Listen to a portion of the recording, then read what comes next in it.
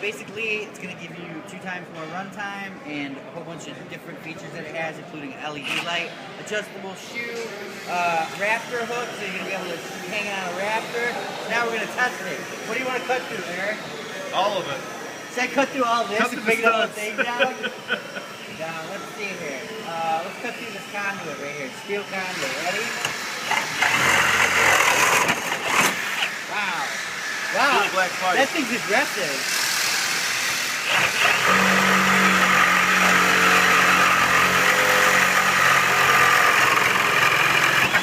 Wow. That thing is aggressive. Do some of the wood down there. Alright, and the cool thing is, like I said, with the adjustable shoe, you're going to be able to get more blade life because you can move your work down wherever you need to. What do you want me to cut? This OSB? Yeah.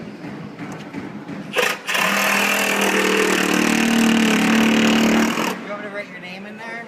Yeah. Sweet.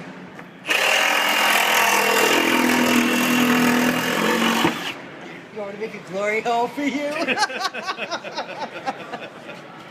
Yeah.